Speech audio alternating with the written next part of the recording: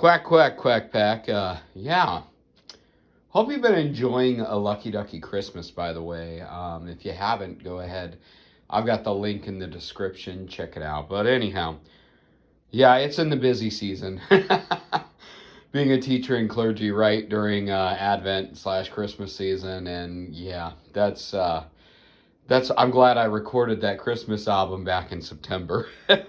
But thought I'd peek in and just talk at you a little bit. I'm gonna probably same day post a couple videos of me playing. There'll be more once Christmas is over. Well, actually, once I'm out for Christmas break.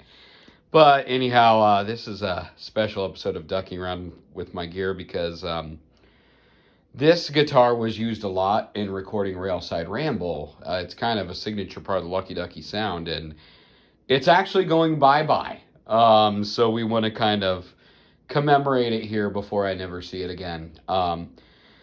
This is the original. I know they sell this now as the Gretsch Jim Dandy Delta Lux, but back then they called this the Gretsch Gin Ricky. Story about when I bought this guitar, before even Lucky Ducky Creek Band, I bought this. I would just play guitar at school and church, and for a while, I just owned a lot of really bad dreadnought guitars. I never had guitar lessons. I'm self-taught. Just in college, I had like a brief guitar class. And I just bought whatever cheap dreadnought I could have. I owned, and what would happen was the neck would eventually just separate from the body because it was a cheap dreadnought. I owned a Samick Greg Bennett, I remember, for a while ago. That was my first acoustic. I owned a Spectrum dreadnought from Walmart. I played that one for years. I actually got more of my money's worth on it. But and then, golly, I played a Mitchell dreadnought from Guitar Center. And then I owned an Epiphone Hummingbird Pro, which is my first really nice dreadnought, and I miss that guitar dearly. It was beautiful. It was that orange burst color, with the pretty inlays. It was acoustic electric. That was the nicest one I owned. It had Grover tuners on it. People liked it. People would say, hey, that's a beautiful guitar. Well, when I started teaching lessons about, because I teach a full day of school, and then I teach lessons till about 8 or 9 p.m., that's about 4 days a week, because that fifth day I teach religious ed to 8th and 9th graders. But that 4 days a week, going straight 4:30 to 9, holding an acoustic guitar dreadnought, it was messing up my shoulder pretty darn bad. I went to the doctor, and they're like, well, you're going to need surgery or a smaller guitar. And so, because they said it was the repetitive motion just from having my shoulder that I'm not made for dreadnoughts. And so I was like, I'm getting a smaller guitar. And it's funny looking at it, now that you can plug in instruments, the dreadnought, your standard big acoustic guitar, they don't all need to be that big these days. So at the time, I needed a guitar fast that would not hurt my shoulder. This was not the right guitar. It was the right now one. I overcompensated. I couldn't get a nice one. The price was right. And I was like, oh, it's electric too. But what I didn't realize, so I bought this, and it was my compromise guitar. It was a lot smaller, a little too small. And then it has this Delta Lux pickup, which is nice, but it's kind of an electric guitar sound. So it's got unique mojo. And the Jim Ricky, Jim Dandy type guitars, they're an on-purpose built cheap guitar. So they're not, this is not a Martin, this is not a Taylor. And then anyhow though, I played it for a while, and then later on I was like, okay, I should have got something a little nicer. Then I learned I can play an O style or even my triple O size Martin, where that's still a big guitar, but that doesn't hurt my shoulder. I got my Martins, and then I was like, wait a second, I'm going to make this into a Nashville-tuned guitar, and with the electric pickup, it can get kind of that Rick sound, like the Beatles, that Rickenbacker 12-string sound. And yeah, down the road, I was like, let's Nashville tune it now that I got bigger guitars. So I did that. The reason why this guitar is going bye-bye, it sounds great, but it's an electric guitar sound. Um, and it's a single coil, so no kidding, I would have to run it through my electric pedal board to use noise gate on it. And just, noise gate should be for when I'm doing kind of power rock or heavy metal and stuff. To use a noise gate on this, it's kind of a bummer. And also, I wanted more an acoustic sound with it too. Oh, by the way, for Nashville tuning, I take the higher strings from a 12-string set and put them on there. These are the standard ones, but then these are, yeah. So when you listen to Railside Ramble, Maddie's playing a regular standard tuned guitar, and I'm playing the higher strings.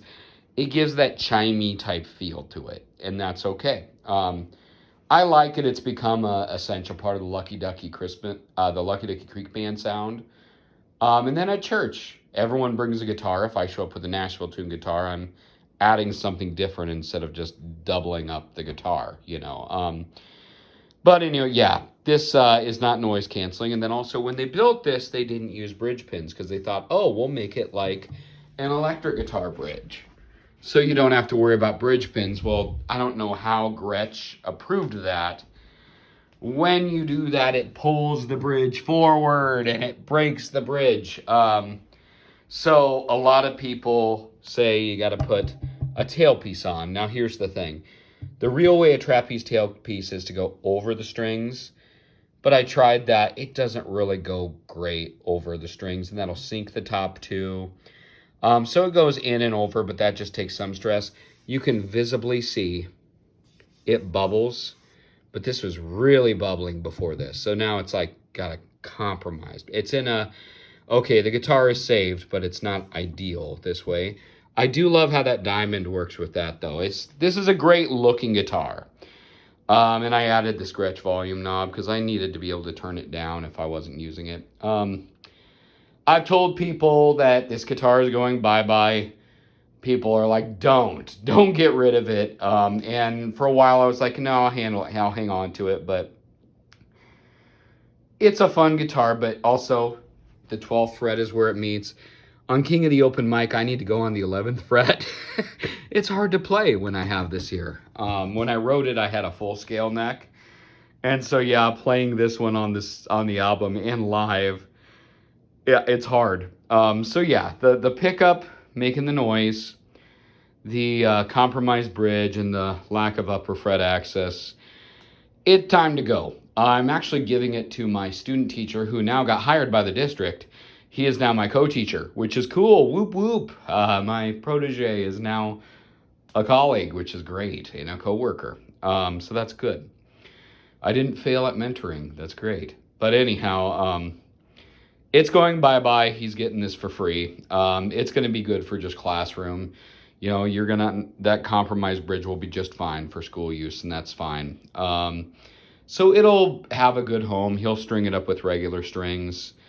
But I am replacing this. It's not going to have as much mojo, but it's going to be engineered better. I'm getting the Fender Acoustasonic Standard Jazzmaster body shape. So even though I'm going to be 42 in January, I'm getting what the kids are getting. Offsets right now, all the cool kids are playing offsets. And I'm actually February going to buy 2 offsets. I'm getting that Acoustasonic Jazzmaster, and I'm going to get a Jackson Surfcaster, which I'm modding. So those will be some fun videos. I'm getting those just for practical because I like how they balance. The body's good. I have my Strat and Les Pauls that are opposite pickup configuration that you'd think. But for just practical playing live, I'm going to go offsets because it's comfy and I'm old. And that's that. And it's a benefit that the cool kids are playing offsets. In 5 years, they'll be out of style. And then these will be back in style. But yeah. So what I like about that standard, and when it arrives, you'll see it. It has an electric pickup and it has the piezo. And the electric pickup is hum canceling, so I will not need to run it through the electric pedal board. Only if I want that Rick tone, that electric one, I would much rather run it through the acoustic board. I would. So I can go either way. And so I like that. It takes this, it's better built. Nobody has thought to use an Acoustasonic as a Nashville tuned guitar, so I've looked online. I saw one person on Reddit asking about it. By the way, I don't comment on Reddit. I just lurk. I saw one person asking, anyone done this? And no one's done it. I'm like, I'm going to do it. So it'll be like this, but better. It won't look as cool. It won't have the mojo. It'll be more corporate, but it'll be nice. And in February, I'll show you when I get that, when it's all fixed up.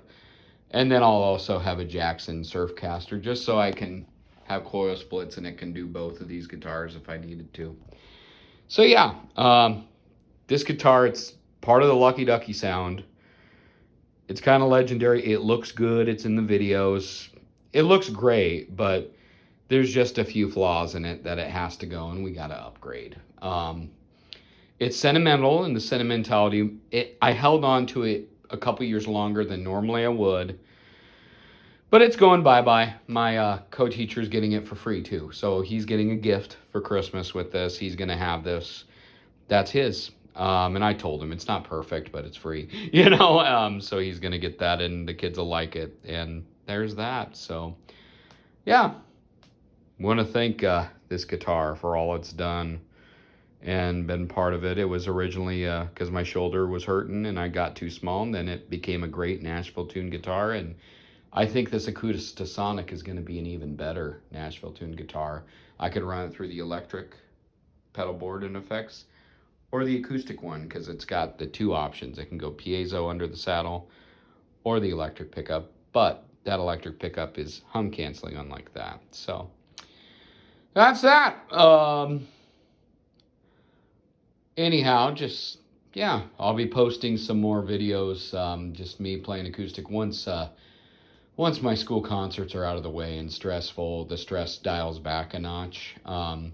So over Christmas break, you're going to see me play a little bit more. We'll call them stocking stuffers, kind of Christmas songs that didn't make the album. And then kind of in summer, we have a solo album, and then we're going to have some shows over the summer too with Lucky Ducky Creek Band.